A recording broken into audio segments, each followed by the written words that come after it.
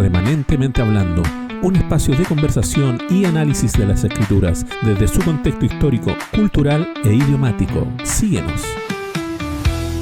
Buenas noches, hermanos y amigos. Le damos gracias al Eterno por darnos una vez más la oportunidad de estar en este programa que lleva por nombre Remanentemente Hablando.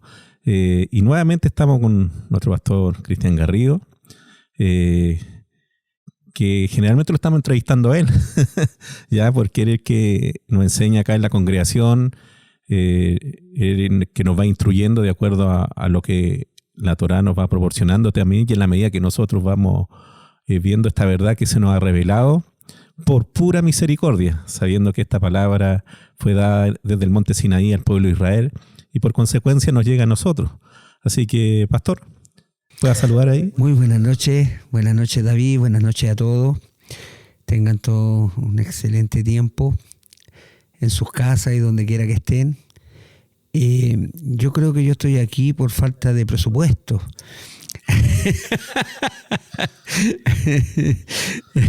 ¿Cómo estás, David? Yo bien y contento de estar aquí nuevamente, siempre que podamos.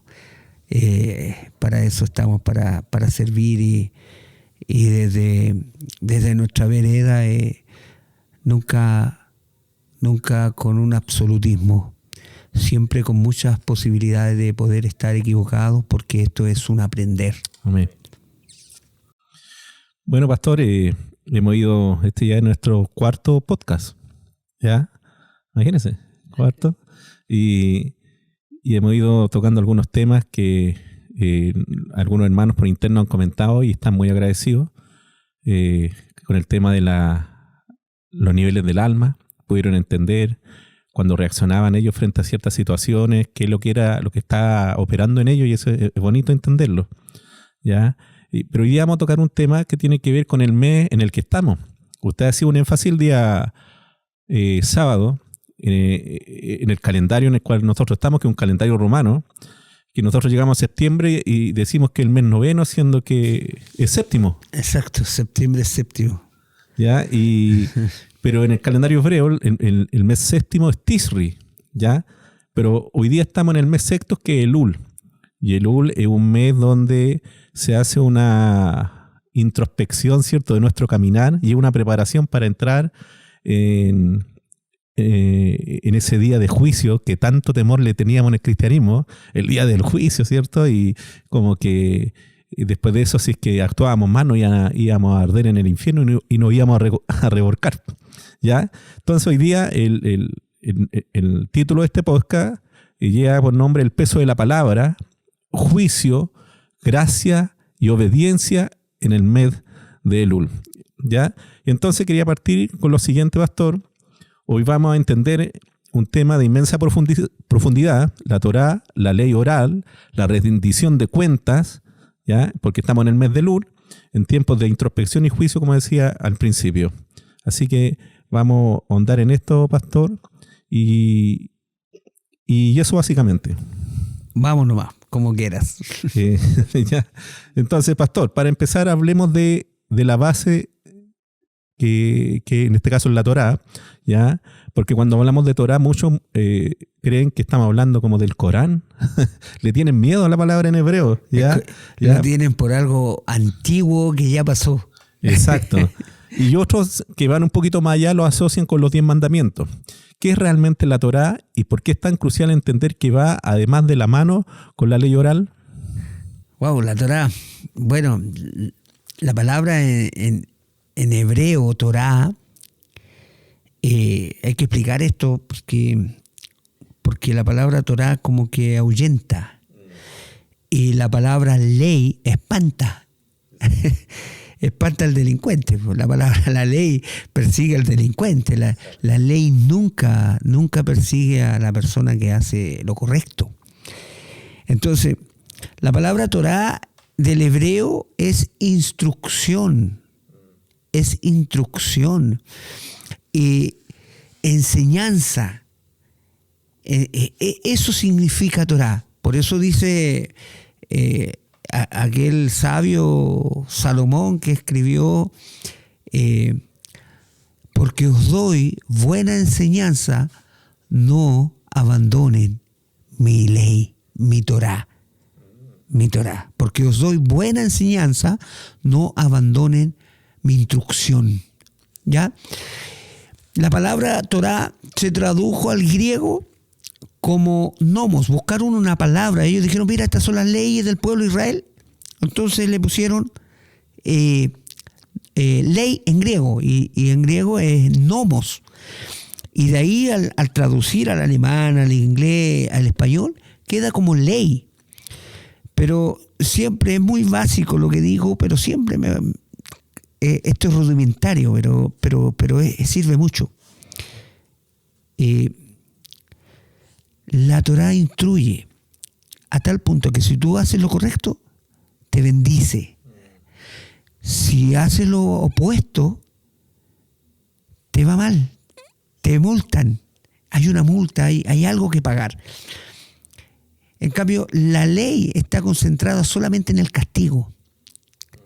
Por eso el pataleo, entre comillas, de decir la Torá no es ley, es traducido como ley, pero no es ley, no es como el pensamiento grecorromano de la ley. Lo decimos ley porque ya conocemos, porque ya entendemos, pero no es ley, es instrucción. Es instrucción. Y este es el ejemplo burdo y común que siempre usamos. Si tú cruzas la calle en rojo, ¿qué hace la ley?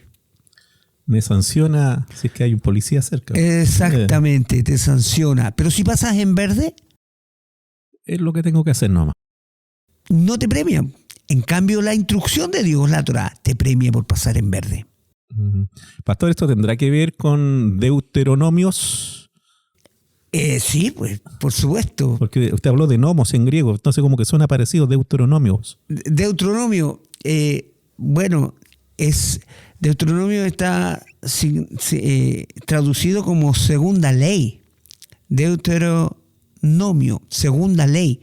Y en eso es del griego, Deuteronomio. Y no hay segunda ley, pues. En realidad en hebreo el texto se llama Devarim. ¿Y eso significa? Palabras. Que repite las palabras. Que vuelve a repetir la instrucción. ¿Por qué? Porque es una nueva generación. Moisés está transmitiéndole a la nueva generación que va a entrar a la tierra prometida. Perfecto. En la pregunta que le había hecho, ¿cierto? Me respondió una. ¿Ya? ¿Y la otra? Y entiendo, y para allá vamos, entiendo que para poder entender esta ley, esto también tiene que ir de mano con la explicación que es la ley oral, ¿cierto? Mira, en el contexto del estudio de la Torá, cuando uno comienza, David, te ponen cercos y barreras que más que de protección, porque pareciera que a uno, no, solo la ley escrita, solo la Torá escrita, ley oral, no, porque esa es tradición judía. Y tú te acuerdas de ese hombre que iba de regreso a su tierra y iba leyendo el texto de Isaías. En el eunuco etíope. Y le dice el que iba a su lado, ¿y entiendes? ¿Y cómo voy a entender si nadie me explica? Claro, porque iba leyendo textual. Iba leyendo el texto. Claro, iba con un rollo. ¿Cómo voy a entender si nadie me explica? Entonces, ¿quién tiene que explicarte la Torá? Algo que se escribió. Fíjate que la Torá es la constitución. Es la constitución de un pueblo. Y en este caso, el pueblo el pueblo del Eterno, el pueblo de Israel. Amén. Entonces, es la constitución. Es algo que Dios trajo del cielo y lo dio a su pueblo para hacer luz a las naciones. Entonces, si queda a juicio nuestro, ¿qué barbaridades vamos a decir de nuestras interpretaciones? Si imagínate que por la interpretación greco-romana se levantó una iglesia en Roma que hasta el día de hoy tiene la hegemonía de la fe. Muy lejos de los textos bíblicos. Muy lejos de los textos bíblicos. Entonces, y con el propósito final. Con el propósito final. Entonces, imagínate que queda para nosotros más después. Que llegamos a la Torá y la interpretamos a lo que nosotros vamos entendiendo. Y hay unos que le buscan la coma y le buscan la A y le tratan de dar una explicación. ¿Por qué? Porque dicen es que la Torá es espiritual. ¿Ah? La Torá es espiritual. Porque no, aquí dice que la Torá es espiritual. Porque lo dice. La Torá en sí misma es espiritual. No está diciendo que tienes que buscar lo espiritual en la Torá. Exacto. En la precedencia, lo que establece la roca es lo que está escrito primero. Y alguien tiene que explicarlo. Entonces, ¿cómo Dios va a dar tremendos argumentos, tremendas normas y formas de vivir la vida sin explicarlo, David, a un pueblo que viene saliendo de Egipto? Sin explicarlo. ¿No te parece que se van a encontrar con algo que no entienden? Tiene que explicarlo, tiene que haber una explicación para las cosas. Si no, muchos dicen, no, es que es la pura Torá escrita. Ah, ya, entonces si tu hijo rebelde lo va a matar, ahí le va a aplicar ley oral. ¿Me entiendes? Ahí le va a aplicar ley. O sea, cuando te conviene, le aplicas ley oral. Cuando no, entonces, no es así. Mira, entendámoslo así. La Torá, veámoslo como ley a nuestro idioma, la Torá es la Constitución. Pero en un país y en una nación que se forma, porque la nación es nación porque tiene Constitución, o algún decreto jurídico que lo rige, algo te tiene que regir. Fíjate que en la misma Torá aparecen jueces y policía. Acabamos de pasar la semana pasada y lo que estamos hablando tiene que ver mucho con eso. Entonces, en la Constitución no es tan especificado cómo tienen que hacerlo, sino que se toma a los jueces, se toma a las policías, ¿verdad? Y ahí nace un instructivo que no pase a llevar la Torá. Y esto se transforma en ley de los policías.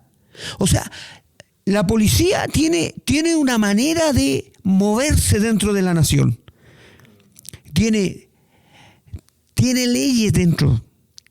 Los jueces tienen leyes, aparte de la Constitución, que los rige. Pero tienen una forma, son un estamento que necesita las bases de ese estamento. Entonces, esto es exactamente lo mismo y todo eso es lo que viene a partir de la ley oral. Todo aquello, o si no, quedaría a juicio de quién. ¿A juicio de quién? My way. Claro, uno diría, no, es que yo interpreto esto de la Torá. El otro diría, no, es que yo interpreto del mismo punto otra cosa. Así que tú no me puedes acusar, yo no te puedo acusar, no nos acusemos, hagamos lo que queramos. Tomándome de eso, pastor, recuerdo que muchas veces, yo de chico criaba en la iglesia evangélica, ¿ya? Y sí, alguien sí, yo sé que eres pentecostal, muy pentecostal. De hueso colorado. Alguien le da la predicación y obviamente el hermano se ponía nervioso, yo creo que no dormía hasta que llegaba el día de.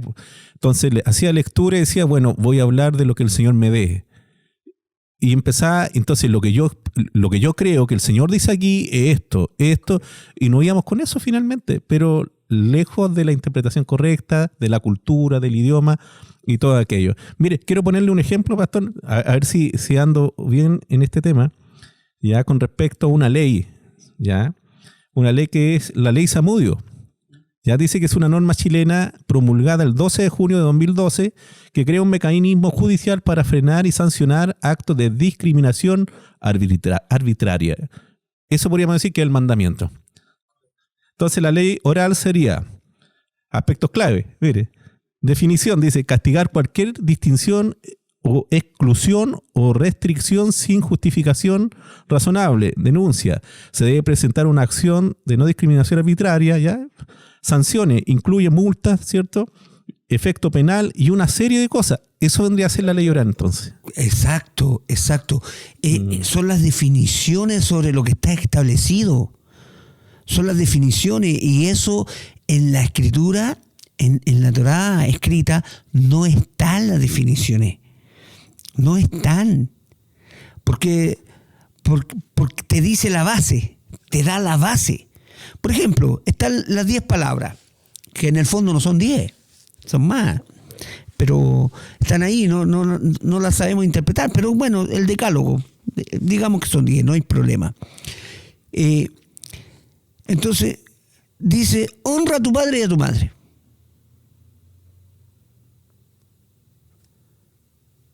¿Quién define qué es lo que es honra? ¿Quién lo define? Lo que nos parece a nosotros. Si eso va a depender, si lo dejamos a nuestro criterio, va a depender del sistema cultural en el cual vivamos.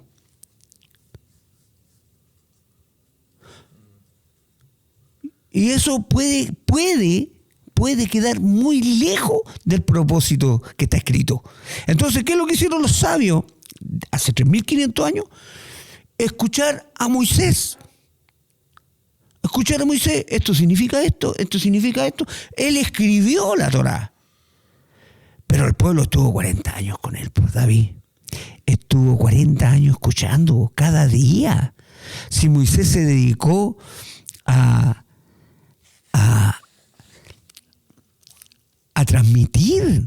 transmitir cómo él se dedicó 40 años a educar un pueblo, a educarlo en un código sinaítico. O sea, lo que Dios les entregó, a educarlos en eso, porque alguien tenía que explicar aquello. Exacto. Y de hecho, se me viene a la mente en alguna oportunidad, en una clase en la mañana, pastor, se tocó este tema y salieron ejemplos.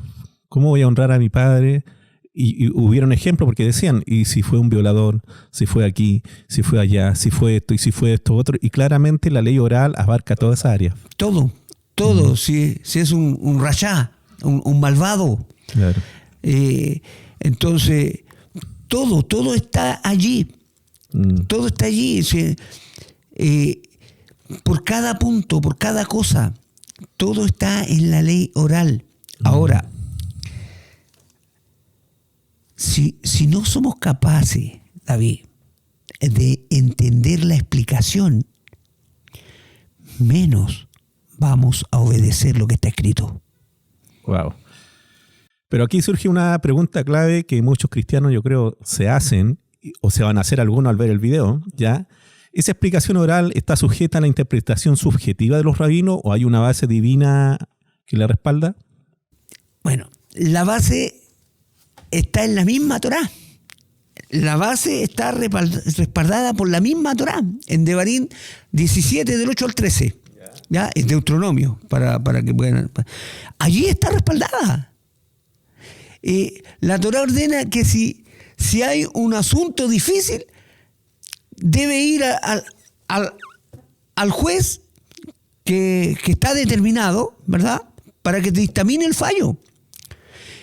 Y la misma Torá dice, no te apartarás de la palabra que ellos te declaren. O sea, el juicio que ellos hagan, no dice, el Eterno mandó a escribir, no te apartarás de ello.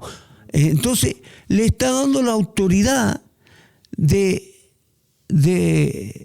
hacer el juicio y de dictaminar sentencia, bien o mal. Bien o mal, si es una sentencia, bien o mal. Y no te puedes apartar ni a diestra, ni a siniestra, ni a izquierda, ni a derecha. Tienes que obedecer.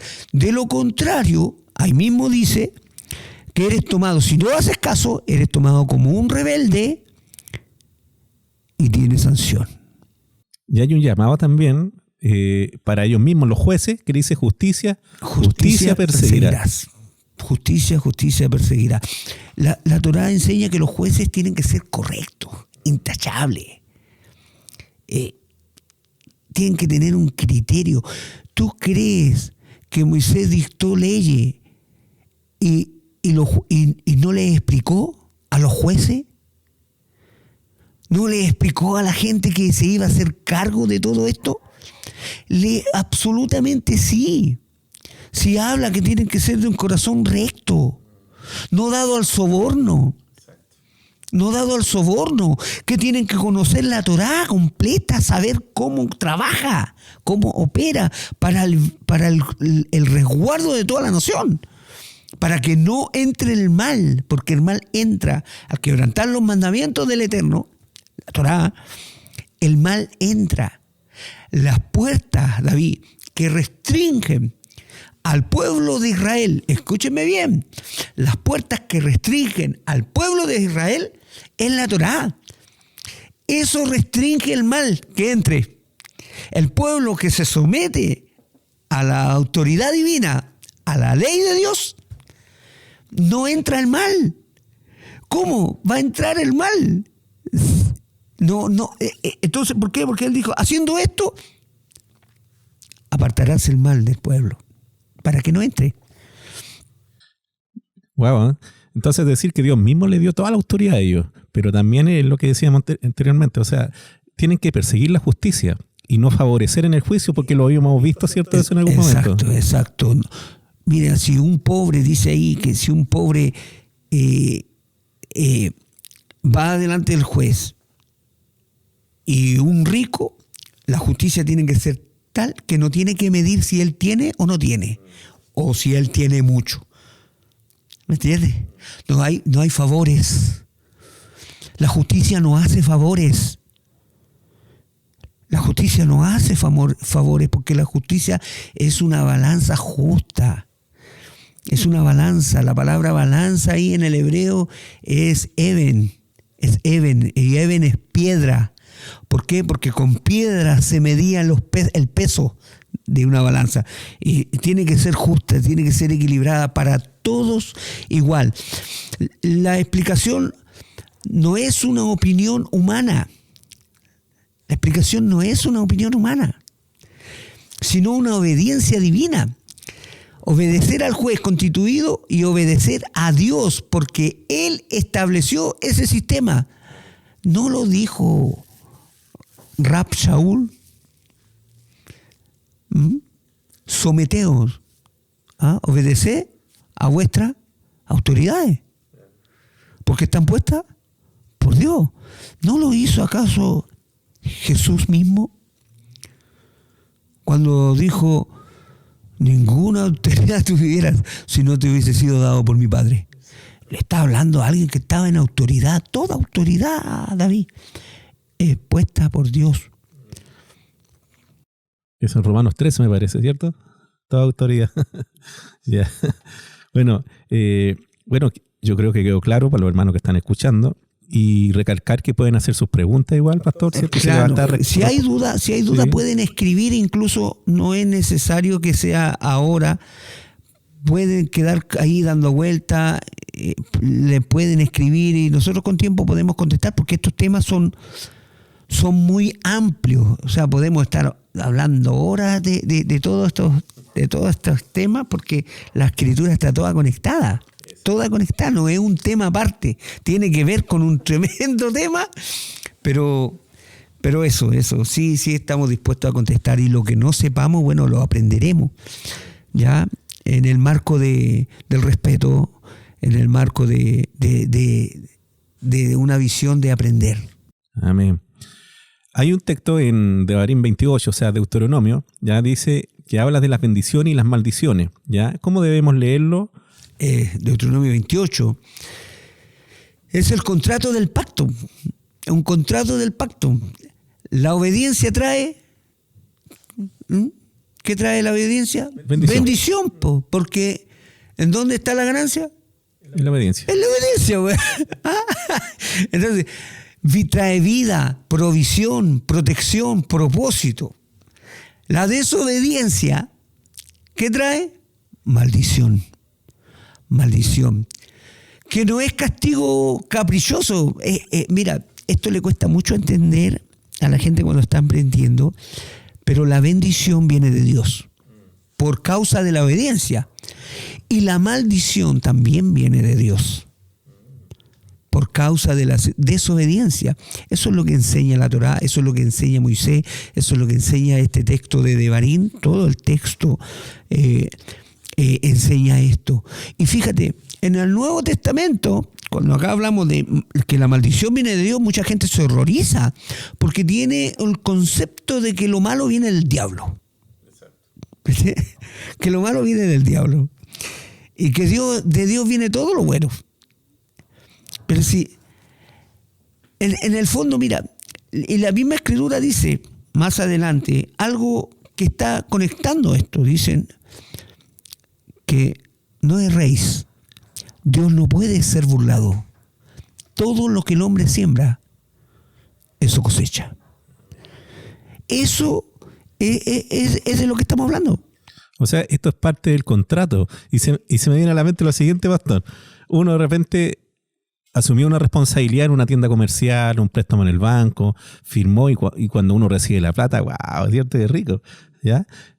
Y cuando no pagamos, de repente viene una orden de embargo y entran a la casa con una autorización judicial y todo el tema, empiezan a hallarse las cosas y uno dice que son malos. Sí, pues, sinvergüenzas.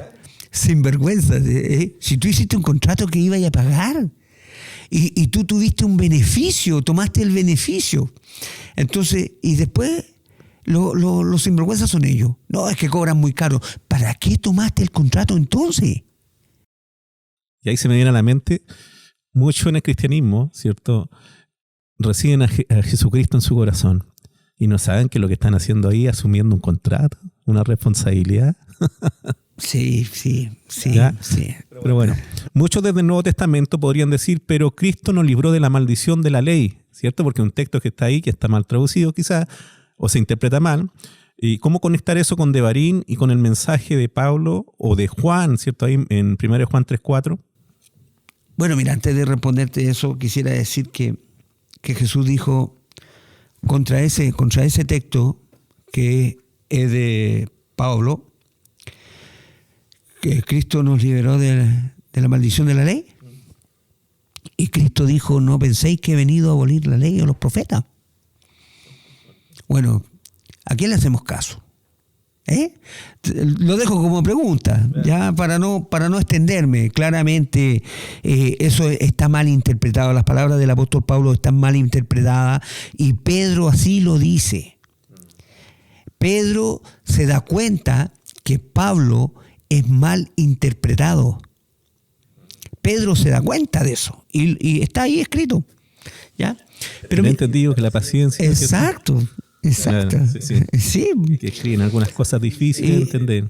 Y los indoctos tuercen las palabras de Pablo, así como las otras escrituras. O sea, Pedro ya se está dando cuenta que hay gente que está torciendo la Torá. Porque la única escritura que estaba escrita, los documentos, era la Torá y el Tanaj. Eran los textos, esos textos. No, el Nuevo Testamento no existía, solo existían las cartas de Pablo desparramadas, que después, años después se recompilaron, etc. Entonces, ya ahí hay un tema de estudiar la historia para poderse dar cuenta, ¿ya? Mira, es un puente hermoso, ¿ya? La libertad de la maldición no significa que la ley haya sido abolida. Ahora, mira, 1 Juan 3:4 dice, vamos al Nuevo Testamento, Brihadachá, como todos le llaman. Dice, todo aquel que comete pecado infringe también la Torá. Pues el pecado es infracción de la Torá. La definición de pecado sigue siendo la misma que antes. Transgredir los mandamientos. El estándar de Dios no cambia. Si Dios no se muda. Dios no es como el hombre. Él es fiel a su palabra. Él es fiel a su palabra. Por lo tanto, sus definiciones no pueden cambiar. Chiquillo, me arrepentí. En realidad el antiguo pacto ya no corre. O sea, se equivocó Dios en el Sinaí con 3 millones de personas. Se equivocó Dios. Por favor, pongámonos serios para estudiar. Porque se estudian versículos. El gran problema es que no se estudia el contexto de todas las cosas. Para poder estudiar el Nuevo Testamento bien, yo debo tener la base sólida de la Torá. Y ahí vas a poder ver bien el Nuevo Testamento. Y el maldito Nuevo Testamento, porque en realidad es una renovación. Si es que es algo, es una renovación y no un nuevo. No algo de aquí para adelante todo de nuevo. Eso es... Bueno, Romanos 6:23 también dice, la paga del pecado es muerte. Entonces Dios no ha cambiado. Leía, así como Dios es tan estricto y misericordioso, dice que Dios es amor y fuego consumidor. Leí ahí un artículo de la ley oral que decía que cuando hay un verdadero arrepentimiento, Dios puede hasta anular el juicio. Y se me viene a la mente el rey David. Pues, pero imagínate, ¿sabías tú? El Salmo 51, David, que es hermoso porque es el arrepentimiento del rey después de haber cometido un acto barbarie.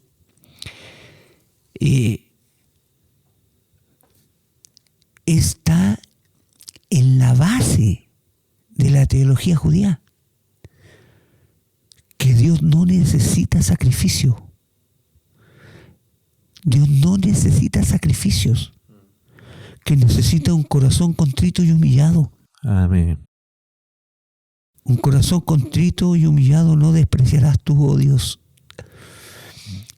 Y entonces es el arrepentimiento, es el retornar.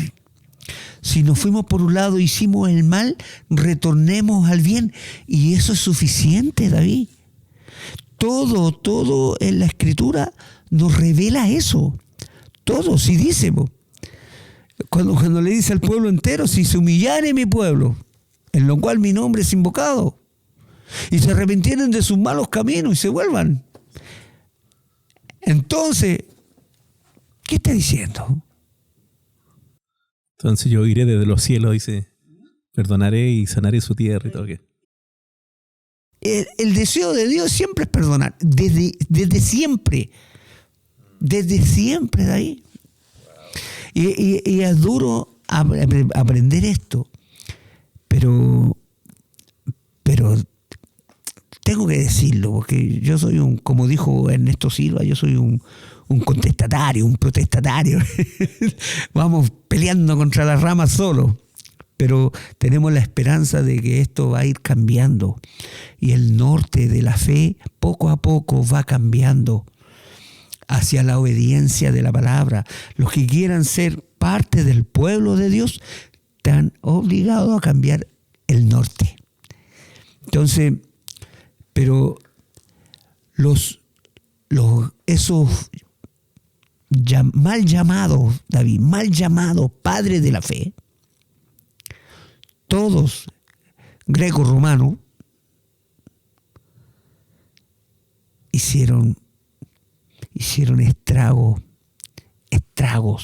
al formar su iglesia, al darle una forma distinta, copiando muchas cosas, pero razonando en sus razonamientos, en sus pensamientos, no en los pensamientos hebreos. Entonces, vieron la Escritura y mira lo que terminó. Wow. Bueno, esto nos lleva directamente a este tiempo en el que estamos, pastor, en el mes de Elul. ¿Ya? La tradición dice que en este mes somos juzgados. Y de hecho, en este mes, ¿cierto? A mediados de este mes y el mediado de septiembre, en las constelaciones se forma, con las Pleiades de la estrella, una balanza, lo que ustedes decían delante. Entonces, ¿es un juicio de condenación o un juicio de ajuste de cuentas? Porque la palabra juicio muchas veces asusta. Wow. Mira, primero, muchos pelean porque en la Torá los meses no tienen nombre. Y Y no, que el pueblo fue llevado, los judíos fueron llevados a Babilonia y ahí le pusieron nombre a los meses. Qué bueno que le pusieron nombre, porque se identifican mejor, porque tienen una razón, porque aprendieron. Porque la vida, David, es irse completando. Es irse completando. Se parte en un punto, pero el trayecto de la vida te va completando. Cuando eras niño no sabías todo lo que ahora sabes. ¿Me entiendes? Es lo mismo que el pueblo. Es lo mismo. Cada una de su exilio y todo era para avanzar. Imagínate que Daniel en Babilonia era un sabio, un hombre que estudiaba las estrellas. Exacto.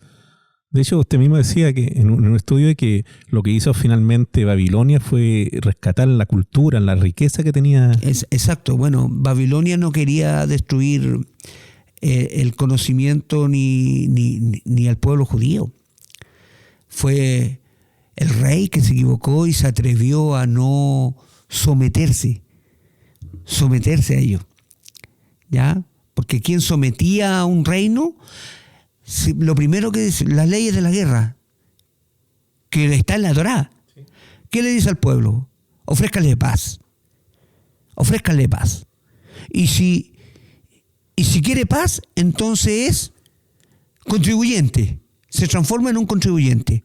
Bueno, el pueblo lo hizo mal, fue castigado, iba a ser llevado. Jeremías dice, entréguense, ríndanse. Y no va a pasar nada, nos van a hallar, pero no va a pasar nada. Vamos a cumplir el periodo, pero vamos a volver.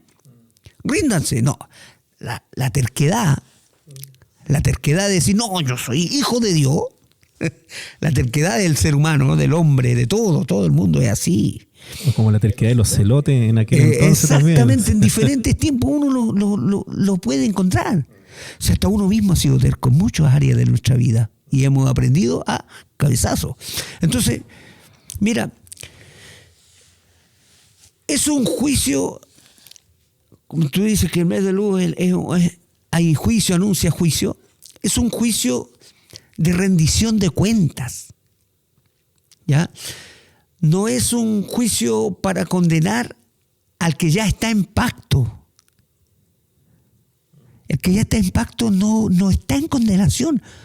Ahora, cuando dice, ahora no estamos en condenación. Si el apóstol Pablo también lo dice. A los que están en Cristo, en Mashiach, ya no están en condenación. ¿Me entiendes? Porque está en pacto. Entendiendo que era un maestro de Torah y quería que entendiera. Exactamente, y que hay que seguir su caminar y que hay que hacer lo que hay que hacer y hay que obedecer lo que hay que obedecer. Si el problema era otro, el tema es otro ahí. Hay que estudiar lo que sucedió ahí.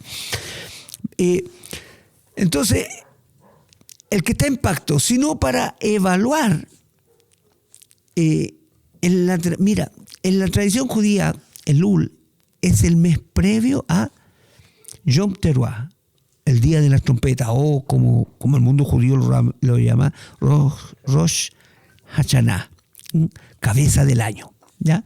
Y Yom Kippur, que son dos fiestas que están muy conectadas. Entonces, donde el rey, ¿ya? Sale al campo.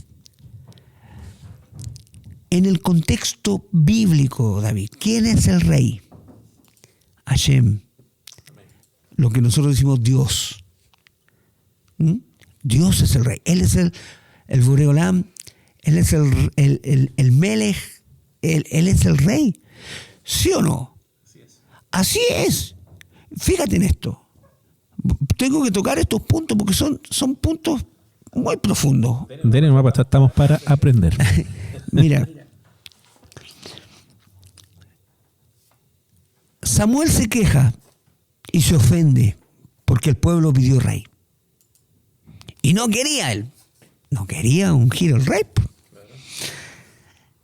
Y Dios le dice, no, Samuel, si no es, la cosa no es contigo. Ellos no te están despreciando a ti. Ellos me desprecian a mí. Cuando uno quiere tener un rey visible, es porque está despreciando al rey invisible. Esa es la presidencia del reino. Y Dios, ¿sabes qué? Estuvo de acuerdo en que el pueblo ya quiere un rey, ya. Entonces que sea conforme a mi corazón, que estudie Torá, que no sea dado al dinero, que no tenga muchas mujeres, que no haga pacto con Egipto, de donde salimos. Y de la tribu de... Y de medio de ti, o sea, no puede ser cualquier rey tampoco. Entonces, acepta a Dios. Dios acepta. La gente quiere ver a alguien, ya, véanlo. Para estar más...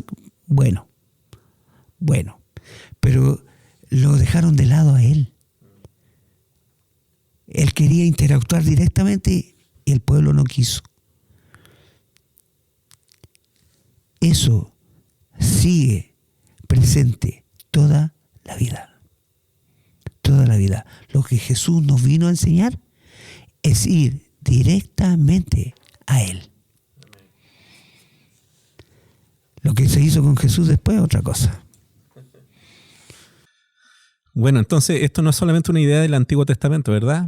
Hay personajes bíblicos que pasaron también por este tribunal o por ser juzgados, ¿cierto? Porque este es un mes de introspección, de donde tenemos que ponernos a cuenta, ¿cierto? ¿Hubieron algunos personajes bíblicos que pasaron por esto igual? Respecto al juicio. Por supuesto. Mira, Job, el caso de Job, fue sometido a juicio en los cielos, acusado por Hasatán, ¿verdad? Pero fue hallado justo por su fe.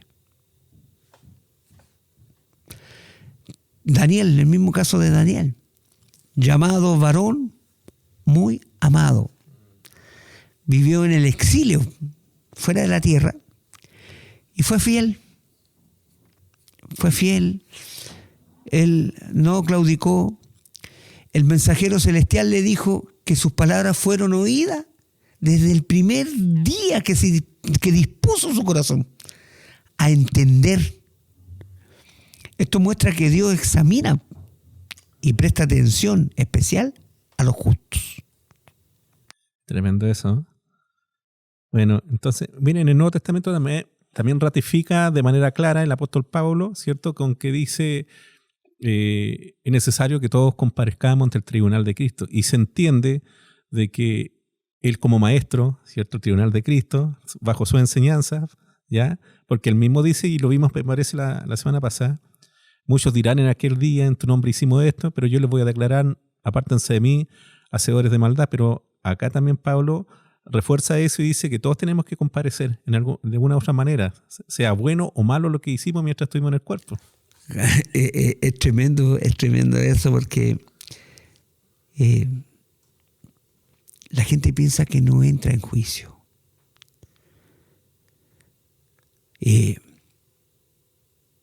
No hay mejor auditoría que auditar a los que tienen autoridad. Todos tienen que. En el fondo, el juicio es eso, una auditoría. Una auditoría. Eso es. Mira, como dice ahí en 2 Corintios 5:10, dice que todos comparecemos ante el tribunal de Cristo para recibir ¿según qué? Lo bueno o lo malo. Lo hecho. Lo que las acciones. Exacto. Las acciones, o sea, entonces ¿cómo dicen que no hay que tener acciones? No es por obra. No es por obra, no. Es que se malinterpreta todo eso.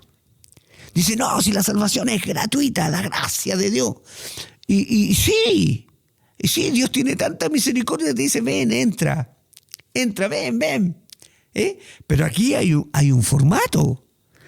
Aquí es una nación santa que tiene que regirse por los estándares más altos que Dios dio en el Sinaí. Estándares altos. Entonces, sea bueno o malo, esto elimina el libertinaje espiritual.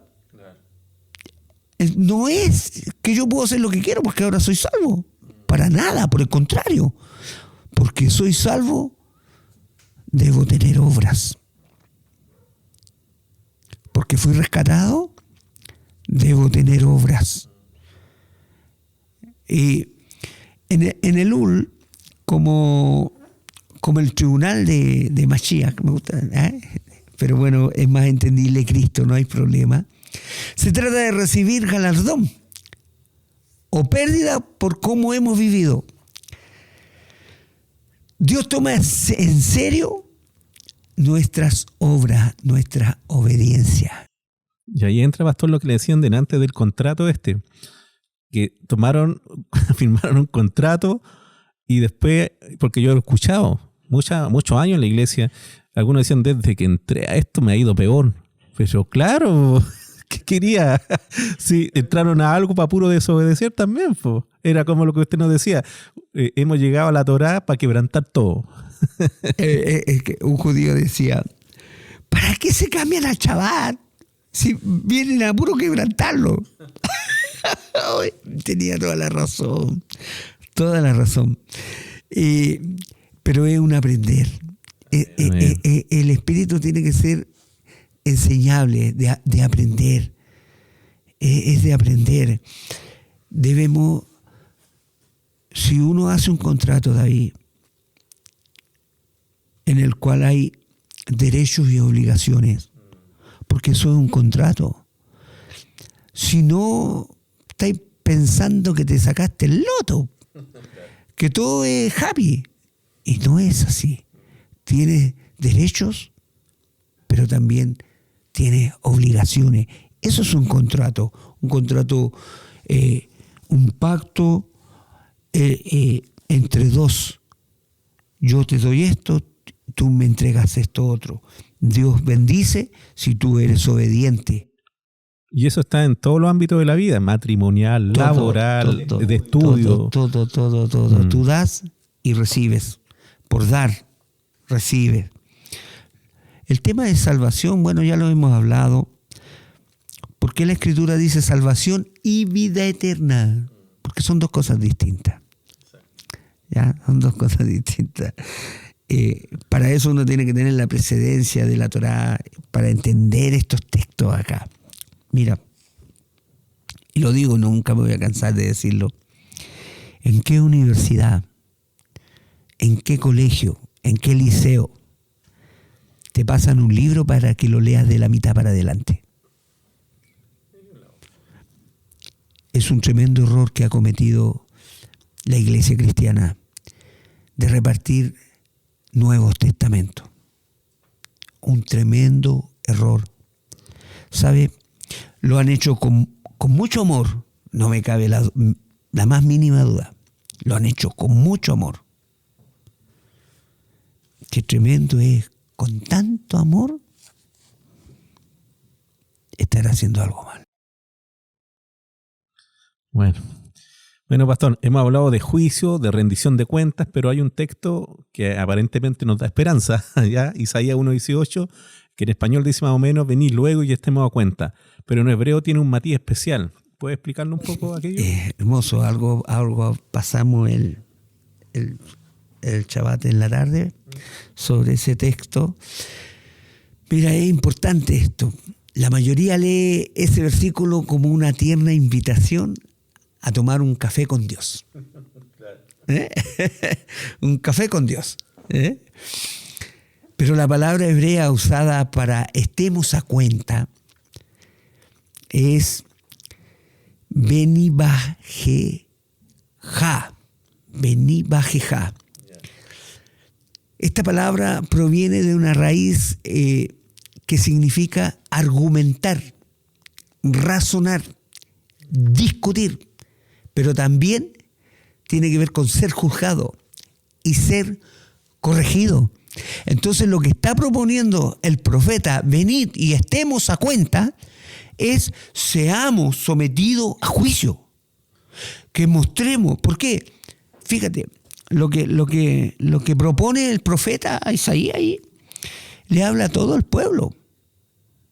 Si esto es lo que dice el 18, venid, estemos a cuenta. Pero el 17, el texto del 17, un versículo antes, habla del huérfano, de la viuda. Entonces, él está proponiendo eso. Presenten sus argumentos. Llegó la hora. A todo el pueblo. ¿Por qué a todo el pueblo? Porque el juicio es por nación. Por eso dice los juicios a las naciones. Se me viene algo a la mente, pastor. Juicio, ¿cierto? Y le está citando los huérfanos y la viuda.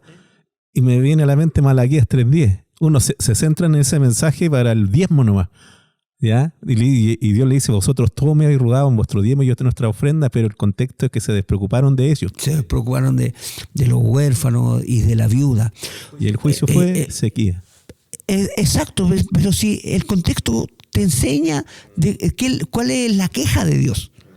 ¿Cuál es la queja? Dios se está quejando por medio del profeta, porque el profeta es la conciencia de Dios en medio del pueblo. O sea, es la Torá, la conciencia de la Torá, el espíritu de la ley, recordándole a ellos lo que están haciendo mal y que retornen a hacer lo que correspondía. Fíjate, aquí le está hablando Isaías al reino de Jerusalén, al pueblo. Y imagínate que Dios le había prometido un estatus mayor como nación.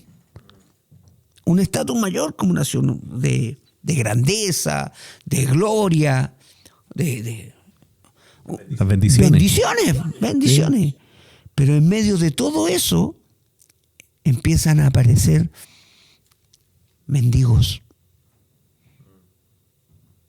En medio del pueblo de Dios empiezan a haber gente mendigando. Esa es la ofensa a Dios. Esa es la ofensa a Dios.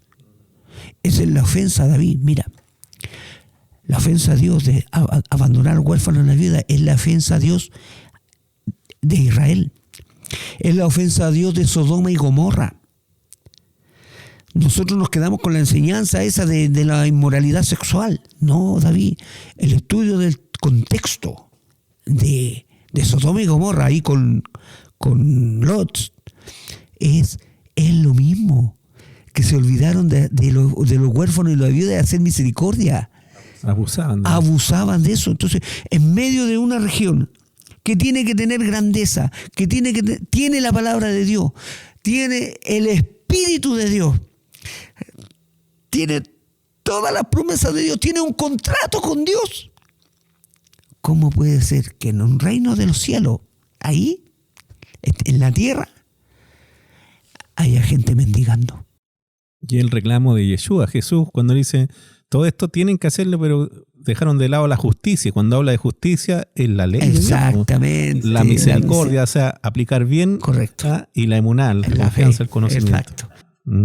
Entonces podríamos decir que esto de estemos a cuenta es como cuando nos llega una citación judicial.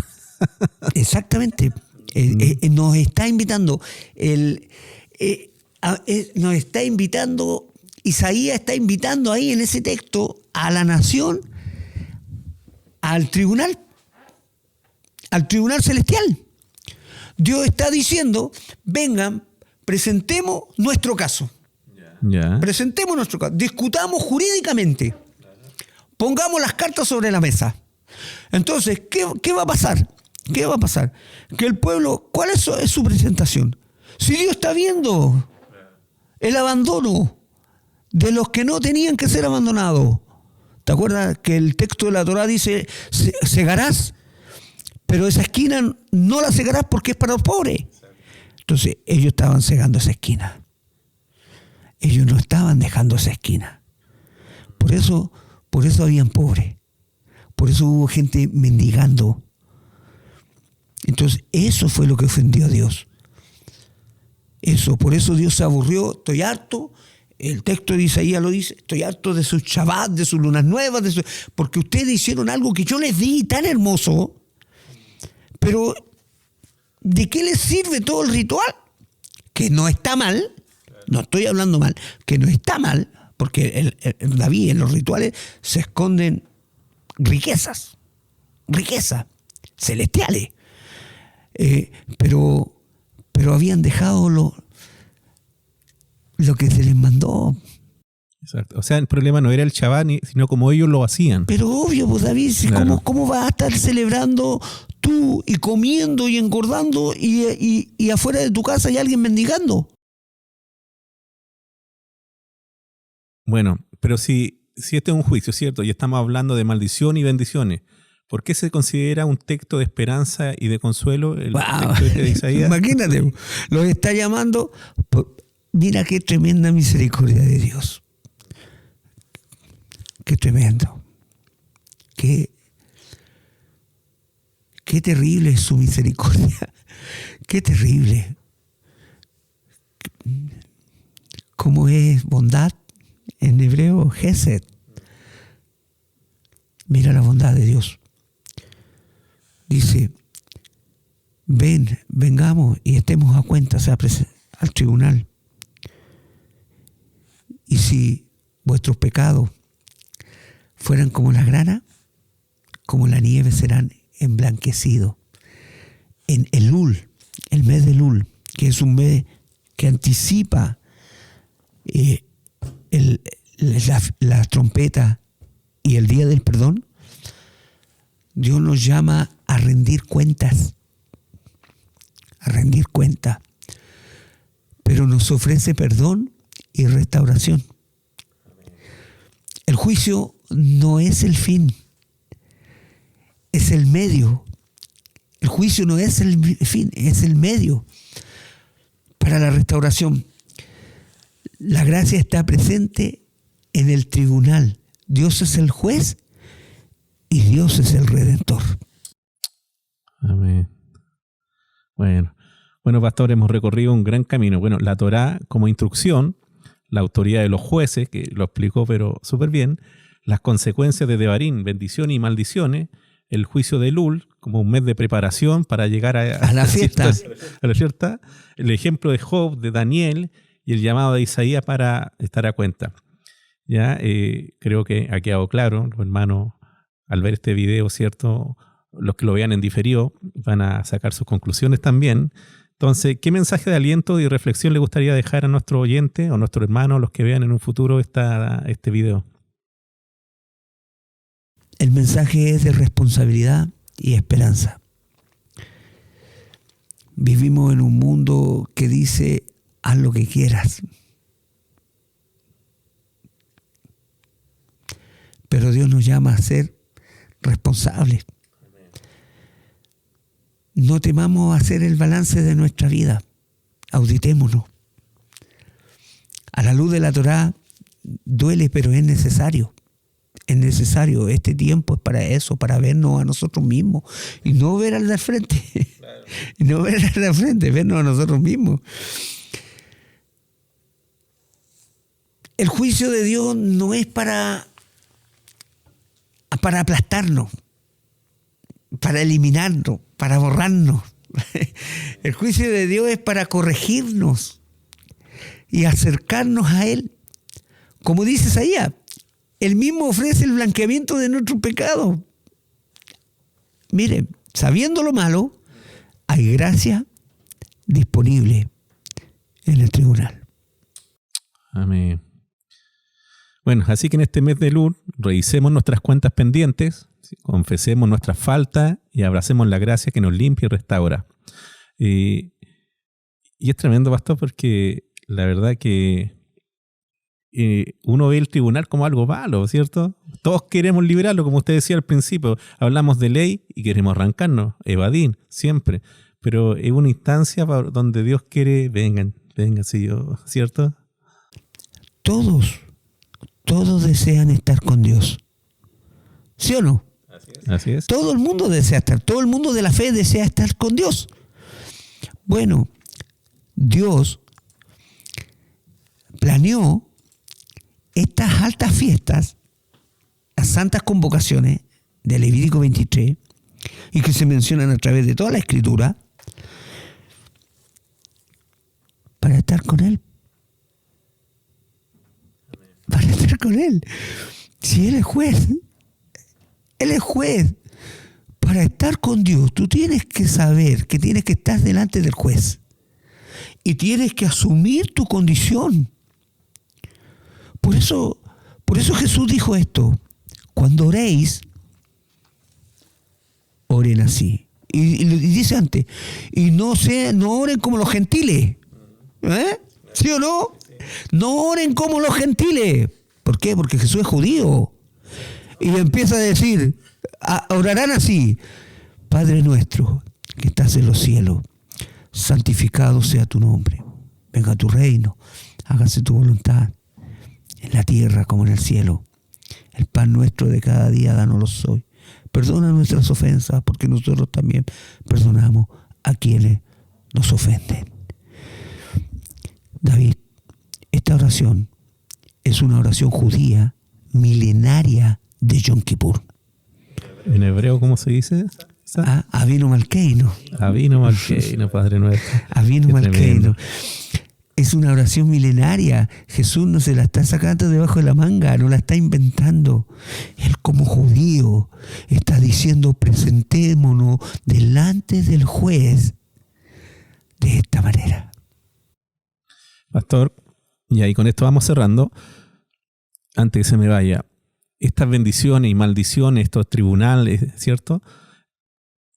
Tanto las bendiciones como maldiciones es para el pueblo, es un llamado al pueblo y para el extranjero que quiera ser parte del pueblo, ¿ya?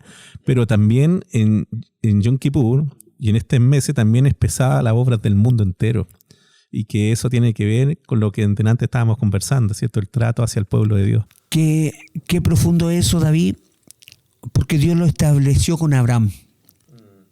Dios lo estableció con Abraham. Bendeciré a los que te bendicen y maldeciré a los que te maldicen. ¿Qué es eso? Si Abraham ya no está, ¿quién está? Su descendencia. En ti, le dice, serán benditas todas las naciones de la tierra. Entonces, y tiene una descendencia Abraham. Y en Yom Kippur no solo se juzga a un pueblo, sino que se juzgan todas las naciones. Entonces, ¿cómo se va a juzgar las naciones si no tienen la Torá? Si no tienen los mandamientos, tienen ética y moral y tienen otros códigos que rigen sus naciones. ¿Cómo Dios puede juzgar a las naciones? Como decías tú, por el trato que cada nación tuvo hacia Israel. Cuídense, naciones. Cuídense de las barbaries de mentira que han levantado contra Israel. Sobre todo en este tiempo que gente invierte dinero en desprestigiar. Uno lo ve, pastor, en Facebook, ¿cierto? Y para que aparezca un aviso ahí hay que pagar, pues. Entonces alguien sale diciendo esto y la gente cree a todo. Y claramente se viene juicio sobre esta humanidad. David, cada periodo de nuestros 2000 años que llevamos, de nuestra historia romana, de tiempo en tiempo, cada vez que se ha juzgado al pueblo de Israel, han sido mentiras. Y eso está comprobado. Todo el tiempo han sido a base de mentira. Todas las persecuciones, todos los exilios han sido a base de mentira. ¿Sabes lo que es peor, David? ¿Sabes lo que es peor? Que hoy hay mucha gente que estudia Torá y que es antisemita. Qué contradicción más grande. No ha conectado con el pueblo. No ha conectado porque es un puro pueblo. Y ese pueblo tiene autoridades, tiene mandamientos y tiene una razón de ser. Cuidado. Leía, pastor, y con esto cierro. Cerramos. Hace rato que estamos cerrando. Que Dios dice: llamaré a celo con un pueblo insensato que no es mi pueblo. Así como ustedes me cambiaron, ¿cierto? Me llegaron a hacerlo con dioses que no son dioses. Pero cuando uno lee, pastor, dice: con un pueblo que no es mi pueblo. Pero ustedes siguen siendo mi pueblo. Nunca dejaron de ser pueblo. Y yo siempre seguiré siendo su Dios. Entonces la mente humana dice: no es nosotros ahora. Exacto. No, eso es arrogancia. Eso es no entender. Tienen que ver el texto de Lucas y el hijo pródigo.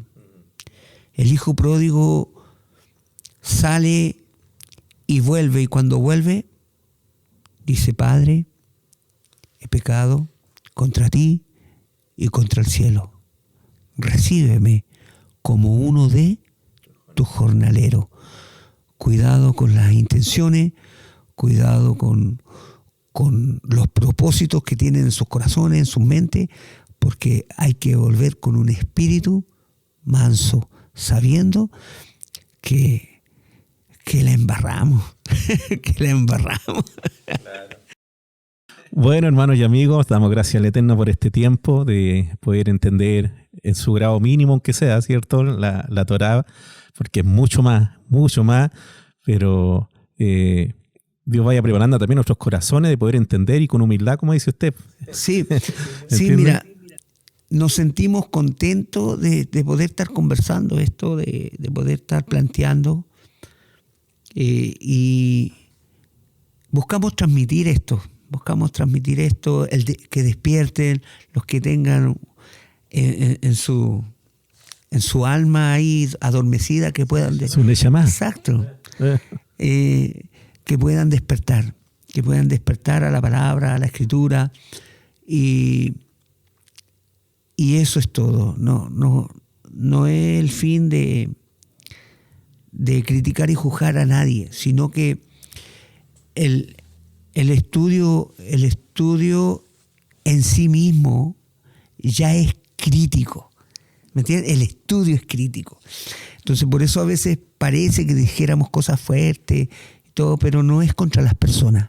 No es contra las personas. Nosotros vamos un poco más allá y es contra lo que las personas creen. Así es. Bueno, llamar a nuestros hermanos que cuando vean este video también les den porque eso ayuda a que el video aparezca, ¿cierto? Cuando uno entra a YouTube aparezca, ¿ya? Y también que se puedan suscribir para cuando haya nuevas transmisiones, como los días sábados, ¿ya? Le aparezca ahí y ustedes puedan conectarse. Usted entra al canal de la congregación, ahí está toda la enseñanza del año, ya todo el ciclo de estudio de la Torá de este año y vista desde la ley y la halajá, lo que vimos hoy día, desde la explicación del mandamiento. Así que, pastor, muchas gracias por habernos acompañado y, como de costumbre, ¿nos puede despedir con una oración? Amén. Te damos gracias, eterno Dios, por tu amor, por tu misericordia, por tus bondades. Qué hermoso es poder compartir y hablar de tu palabra y poder sentir que es un caminar, que no sabemos nada, solo estamos aprendiendo. Gracias por aquellos que escucharán y entenderán, y porque tú estás abriendo camino de regreso a casa. Amén. Remanentemente Hablando, un espacio de conversación y análisis de las Escrituras desde su contexto histórico, cultural e idiomático. Síguenos.